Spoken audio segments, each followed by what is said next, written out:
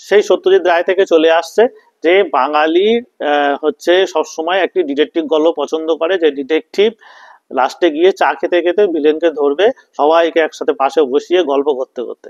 তো মোটামুটি এই হচ্ছে বাঙালির ডিটেকটিভ থ্রিলার গল্প, মানে মোটামুটি সত্যজিৎ রায় ব্যোমকেশ রূপশ্রী থেকে তো আমরা এখনো বেরোতে পারিনি। তো তারপরে একটু অন্য ফ্লেভার আনার জন্য আমরা কি করলাম, গোয়েন্দাগিন্নি, হ্যাঁ, মানে তারপরে হচ্ছে গোড়ার মতন একটা আত পাগলা লোক, তাকে ডিটেকটিভ বানিয়ে দিলাম একেন বাবু। হ্যাঁ, জটায়ুকে ধরে এনে এখানে বানিয়ে দিলাম একজন গোয়েন্দা। তো হচ্ছে কাহিনীও এরকম সেই ছোট ছোট বাচ্চাদের শোনার মতো কাহিনী।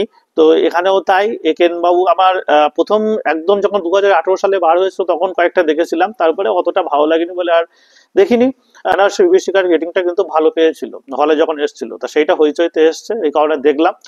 তো বেনারসি বিভীষিকাটা দেখতে পারেন আপনারা, যারা কিশোর ডিটেকটিভ যারা থ্রিলার পছন্দ করেন তারা বেনারসে বিভীষিকাটা দেখতে পারেন। এখানে একেন বাবু বেনারসে গিয়েছেন বেড়াতে, যেমন প্রতিটা গল্পে যান, বেড়াতে যান, গিয়ে তারপরে নানা রকম পেশাতে জড়িয়ে পড়েন।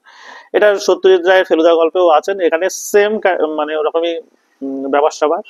এবার উনি গিয়ে আস্তে আস্তে গিয়ে সব জট পাকিয়ে ছড়িয়ে ঠিকঠাক করে দেন। এখানে শাশ্বত চট্টোপাধ্যায়কে একজন টেরিস্ট চরিত্রে রাখা হয়েছে, যাকে একেবারেই মানায়নি। শাশ্বত বাবু হয়তো এখন প্যান ইন্ডিয়া সিনেমা করতে করতে আর এই সিনেমার দিকে, বাংলা সিনেমার দিকে অতটা নজর দিতে পারছেন না, তাই তার অভিনয়ের গুণটাও এই সিনেমায় দেখা যায়নি। সিনেমার কাহিনী ওই যেমন হয় আর কি একেন বাবু।